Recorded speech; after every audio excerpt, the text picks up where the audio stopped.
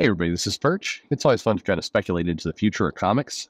What is the future? Where do comics go? So let's get a shot at this. It says, "Dear Perch, I've been collecting comics for 25 years. In my house are a large number of long and short boxes, all long and short.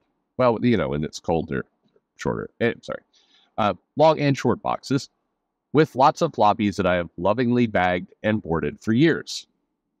However, I've begun asking myself, how long can I keep doing this? What is the point? My children are not going to care about comics that I leave behind. Should I keep doing this? I'm no longer sure what I'm doing it for. And this got me thinking, what is the future of comics? When you really think about it, floppies make no real sense. They're hard to store. They're a unique size. They go in a box. They usually can't be displayed as art. I mean, they can, but okay, they usually can't be displayed as art. What is the point? If it's just reading and being entertained by comics, digital does make a lot of sense, even though I hate reading comics on an iPad. I'm curious what you think. How long can this last? All right. How long can it last? It's the collector market, I think, has a lot of problems. I think that there are the problem is it's a very niche market. There's going to be people who will always buy floppies, who will bag and board them, who will put them in boxes, who will collect, and that's part of the enjoyment and the lifestyle of comics. That's part of the fun, and it's not just buying a floppy comic, putting it in a bag and board and everything else. You kind of hinted at it there. If there is something that is in the culture of bagging it, of sorting it, of collecting it, of pulling it out every now and then. I remember that cover. This issue has fond memories for me. Whatever it else, you're buying a lot of things. You're buying memories. You're buying an experience as much as the floppy itself. But unfortunately, it also does lean heavily into a niche market. That's an unavoidable fact of where we are. Floppies are, by their nature, increasingly geared toward a very small segment of the audience, and a lot of the pieces around them are geared not for readers but for collectors. So if you take out I read the story, I enjoyed the art, I had good memories of this is what got me to love Mark Silvestri's art, something like that. Those days are starting to dry up, and we're left with floppies. It's similar in a way to people who buy vinyl. Vinyl is not a logical listening experience. It's not portable when you're moving around, either walking, hiking, running, driving. You can't, you're not going to have a vinyl record player sitting there with you. So it's got a very singular purpose. Now it can invoke memories, it can invoke nostalgia, and so can comics. But if you look at vinyl records today, they sell them, but they sell them next to like novelty record players and things. If you go into Target, you see the record players that it's like it's designed to look old. It's got brass and leather on the outside. There's an experience they're selling you. The reality is, with current technology and everything else, you could have a record player like a CD player where you just kind of push the vinyl record into this machine and it reads, and probably would do a better job than you kind of hovering it over, putting it on the little post there, and then like dropping a needle onto it. None of that makes a lot of sense from a pure listen to music get done perspective. But it's a nostalgic experience. Much like we have a presidential election between two old dudes coming up, so that's also a nostalgic experience. I'm just kidding. Am I though? Anyway, I'm not going to veer this into politics, but goddamn. I don't know. We're getting a debate in a few weeks between these two, and it's like, Jesus Christ, I just don't like it. I don't like it at all. Anyway, there needs to be something. We need different. Anyway, be that as it may. But by the time this video goes out, who knows? I'll get this out before the election for sure. Anyway, all right. How do I get onto that topic? I don't know. Politics just seeps its way into everything. Am I right? Damn it. Damn politics. Anyway, comics. Comics are by their nature, increasingly a nostalgia product. And it's and so unfortunately, that just means the audience gets smaller and smaller. Now, eventually it'll hit a critical mass where, it will appeal to a small but very stable group of people.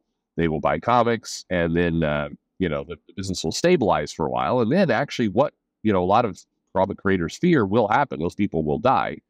And the thing that I find kind of weird is for people who work in comics, right? You work for IDW, you work for Boom, or you work for the big two, or wherever you happen to work for. Boom is owned by Penguin Random House now. So should we call that, the big three? I don't know. Anyway, do people realize that? It feels like that news story got buried a little bit. I don't know. Whatever. I guess they still haven't sorted a lot of that out. But I think that if you are a creator and you're working on this stuff, this is the dynamic around a lot of the kind of younger editors, other things are like, we don't want to cater to these old fanboys. Yeah, but that's your audience. That's all. That's increasingly all that's going to be left. You're not getting the new audience because you're selling these things in stores that are, hard to get to, novelty stores.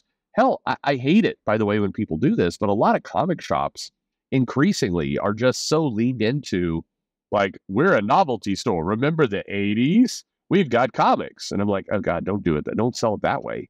But I went into a store in the Dallas area, and it was painful to me because it had all this 80s nostalgia memorabilia and comics. And it's like, we've got comics and we've got hits from the 80s. It's like, you're basically just going, look, we there's no chance of us attracting, a new audience here. So we're just we're just saying, hey, old people who lived in the 80s, buy comics. We've got them. That's basically what's being said. Anyway, I think that to the letter writer's point, when do you give up? I don't know, when you're done, when it's no longer entertaining for you. Unfortunately, I think a lot of people are probably asking themselves that question. So what comics desperately needs to do more than anything, and it kind of is the opposite, I think, of what a lot of channels say, is you got to veer hard into the mainstream. You got to get to that mainstream. I mean, the question is, how you do it. I mean, the way we're trying right now isn't working. So how are you going to get into the mainstream of comics? It's a tough one, right? But if you don't, if you can't crack that nut, then comics are going to be just a vintage nostalgic item, the floppy paper ones. And, one by one, people are going to just either trickle out or age out, or just realize, hey, I don't want to have a lot of these long boxes sitting around the house. I mean, it's going to be a problem. So there you go. I don't know what to tell you. It is a tough, it's an increasingly tough business. And I think that if you're a retailer, if you are in any kind of the distribution marketing, kind of that end of a publisher, I think you have to be having almost daily conversations. And when you go to Comic Pro and everything else, do not listen to Brian Hibbs or people who are close to retiring out and they're wanting to just steer this comic shop the way they always have had it for, their entire life, and then just be done and fuck everything that comes after. And that really is the attitude I get from him and others like that. You got to talk. You got to talk about how you're going to modernize your store, and how you're going to appeal to a wider audience, and how you're going to get things different. It will cause you to have a lot of conversations you don't really like, but you need your comic store to feel like Starbucks to some extent, where you have heavy traffic coming in of all different types, and not like a journey back in time to the world of the 80s. Here's Cyndi Lauper. It's look, I liked a lot of those years too. I mean, not so much the music, but don't get me wrong, it was a simpler time. But you can't have a store that is going to be, let us take you back in memory town. And by the way, here's a floppy comic that costs $4.99. Would you like bag and board with that? It's just not going to work. Anyway, there you go. What do you think? Where does the collector's market go? You have any great ideas? Let me know in the comments below. Like and subscribe, of course, and thanks for listening.